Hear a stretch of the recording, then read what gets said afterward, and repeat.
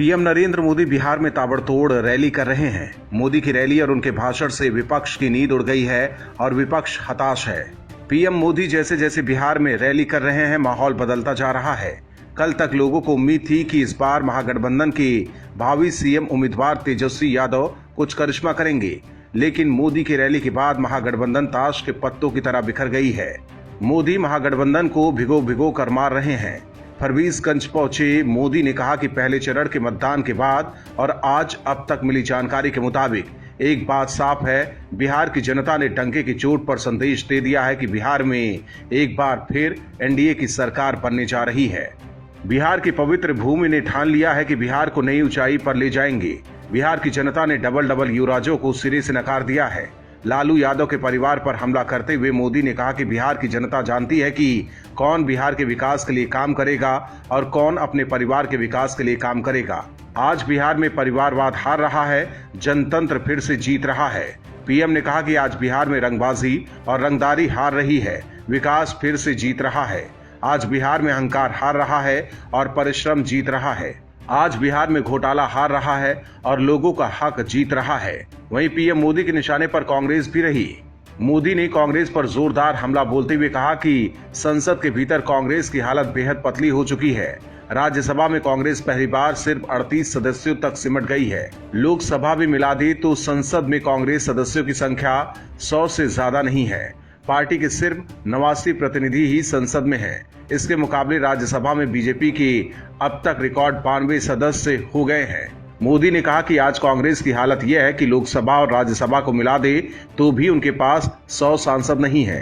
अररिया में मोदी की धमाकेदार रैली से एनडीए के उम्मीदवार गदगद हो गए हैं। माना जा रहा है कि मोदी की बिहार में ताबड़तोड़ रैली से एनडीए एक बार फिर मजबूत हो गया है। समाजवादी पार्टी के सांसद आजम खां पर समाजवादी पार्टी किस कदर मेहरबान थी, इसका खुलासा अब धीरे धीरे हो रहा है। अखिलेश यादव की शव पर आजम खान ने यूपी में गजब की लूट मचाई थी। सैकड़ों एकड़ जमीन अपने और अपने परिवार वालों के नाम कराई, गरीब किसानों की जमीन हड़प ली। वहीं जौहर ट्रस्ट के नाम पर भी आजम ने भ्रष्टाचार किए थे। हालांकि आजम खान और उनका परिवार योगी के शासन में जेल में बंद है। वहीं आजम की बहन पर भी अब नगर निगम ने शिकंजा कसना शुरू कर दिया है। पूर्व नगर विकास मंत्री आजम खां की बहन निकहत अफलाक को रिवर बैंक में आवंटित बंगले को सील कर दिया गया है। नगर निगम ने मुख्य गेट पर ताला लगाकर उसे अपने कब्जे में ले लिया। ये बंगला 2007 में मुलायम सरकार के दौरान नियमों को ताक पर रखकर आवंटित किया गया था।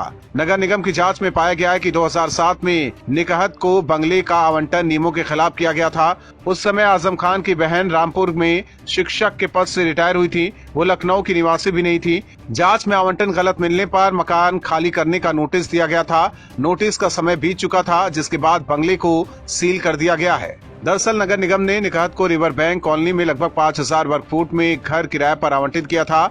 इसका किराया प्रति माह 1000 रुपए निर्धारित था। हालांकि आजम की बहन ने नोटिस को गलत बताया था, लेकिन नगर निगम ने शासनादेश का हवाला देते हुए कहा कि वो लखनऊ की निवासी नहीं है, नगर निगम की कर्मचारी भी नहीं है। उनको 15 अक्टूबर को नोटिस जारी कर 15 दिन में बंगला खाली करने को कहा गया था। माना जा रहा है कि आजम खान पर योगी सरकार का ये एक और प्रहार है। वहीं आजम खान पर लगे दूसरे आरोपों की भी जांच चल रही है। फ्रांस में हुए आतंकी हमले पर भारत में राजनीति शुरू हो गई है। एक विशेष धर्म इस हमले को सही ठहराने में लगा हुआ है। हालांकि पीएम मोदी ने साफ शब्दों में कह दिया है कि भारत फ्रांस के साथ है, जबकि कांग्रेस अभी तक फ्रांस के मामलों पर चुप्पी साधे हुए है। लेकिन महाराष्ट्र में उद्धव ठाकरे की पार्टी शिवसेना ने फ्रांस का समर्थन किया है।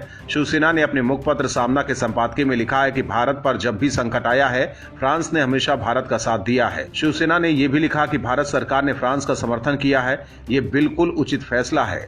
शिवसेना ने सामना में लिखा है कि आज इमैनुअल मैक्रों की भूमिका को विवादित बताया जा रहा है। फ्रांस हर तरह की स्वतंत्रता मानने वाला देश है। भारत पर जब भी संकट आया, फ्रांस ने हमेशा भारत का साथ दिया है।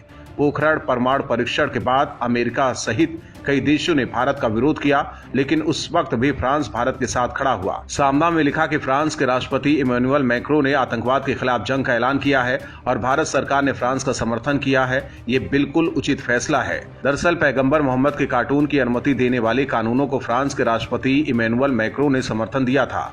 इसके बाद से फ्रांस और भारत समेत दुनिया के कई मुस्लिम बाहुल देशों में राष्ट्रपति मैक्रो के खिलाफ विरोध प्रदर्शन हो रहे हैं। हालांकि शिवसेना ने एक बार फिर पीएम मोदी और केंद्र सरकार का समर्थन कर कांग्रेस को बड़ा झटका दिया है। माना जा रहा है कि बिहार चुनाव को देखते हुए और एक विशेष समुदाय का वोट पाने के चक्कर में कांग्रेस चुप्पी साधी हुई है, जबकि शिवसेना ने एक बार फिर मोदी का साथ दिया है। मंदिर में नमाज पढ़ने पर शुरू हुए विवाद में वरिष्ठ पत्रकार रूबिका लियाकत भी कूद गई हैं। रूबिका की गिनती साफ सुथरे पत्रकारों में होती है और वो किसी भी मुद्दे पर बेबाक होकर बोलती हैं। मंदिर में नमाज पढ़ने के मामले में भी रूबिका ने एक वर्ग पर जमकर हमला बोला है। इसके साथ ही रूबिका के निशाने पर मशहूर शायर मुनव्वर राणा भी रहे हैं। राणा इन दिनों फ्रांस में हुए आतंकी हमले को जायज ठहराने में लगे हुए हैं। हालांकि राणा पर यूपी में धार्मिक भावना भड़काने के आरोप में मामला भी दर्ज हुआ है। अब मंदिर विवाद के बहाने रूबिका ने राणा पर हमला बोला है।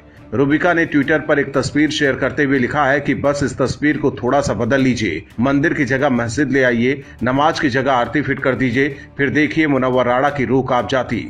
आरिफ मसूद का खून उबाल पर होगा, वैसे को मुसलमान खतरे में दिखते। मेरा सवाल बस एक है, आप करे तो सद्भावना, कोई और करे तो खतरा। रूबिका की ये तस्वीर ट्विटर पर जमकर वायरल हो रही है। कुछ लोग रूबिका के मुसलमान होने पर शक जता रहे हैं, तो कुछ लोगों ने रूबिका को सही ठहराया है। ट्विटर यूजर मतीन अली सैयद ने लिखा, आपको पता होना चाहिए कि नमाज पढ़ने के लिए सिर्फ 7 जगह की जरूरत होती है, जबकि आरती करने के लिए मूर्तियां स्थापित की जाती हैं।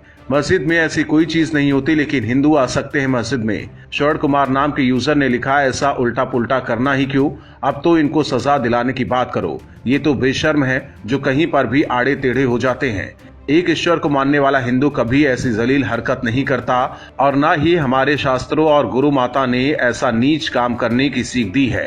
रूबिका लियाकत इससे पहले भी कई बार मुस्लिम समुदाय को नसीहत दे चुकी हैं। हालांकि कुछ मुस्लिम बुद्धिजीवी रूबिका के मुसलमान होने पर ही सवाल उठाने लगते हैं, लेकिन एक बार फिर रूबिका ने एक समुदाय विशेष को आईना दिखाने की कोशिश की है। AIMIM प्रमुख असदुद्दीन ओवैसी ने CAA और NRC का जमकर विरोध किया था। ओवैसी मुस्लिमों पर जमकर राजनीति करते हैं। हालांकि उनकी राजनीति हैदराबाद तक ही सीमित है, लेकिन लाइमलाइट में रहने के लिए हमेशा अनाप शनाप बयान देते रहते हैं। अब एक बड़ा खुलासा हुआ है कि आखिर क्यों CAA और NRC पर ओवैसी की पार्टी हाय तौबा मचा रही थी। ओवैसी की पार्टी का पड़ोसी मुल्कों के मुस्लिमों से प्रेम सामने आया है। दरअसल असदुद्दीन ओवैसी के नेतृत्व वाली AIMIM के 2 विधायकों के लेटर हेड पुलिस ने बरामद किए हैं। आरोप है कि इन दोनों के लेटर हेड के जरिए अवैध बांग्लादेशी नागरिकों को भारतीय नागरिक बनाने के लिए फर्जी कागजात मुहैया कराए जा रहे थे।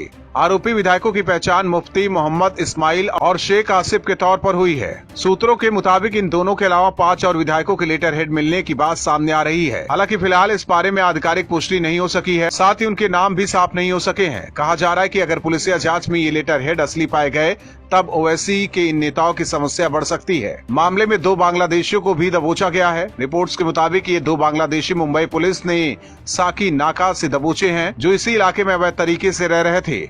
सूत्रों ने पुलिसिया जांच के हवाले से बताया है कि दोनों नकली डॉक्यूमेंट्स बनाकर मुंबई में टिके थे। हालांकि अब जांच के बाद ही साफ हो पाएगा कि आखिर ऐसे कितने बांग्लादेशियों को AIMIM ने अवैध तरीके से भारत में वोट बैंक के लिए घुसाया है।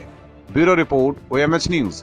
और भी वीडियोस देखने के लिए चैनल को सब्सक्राइब करें और बेल आइकन को दबाएं।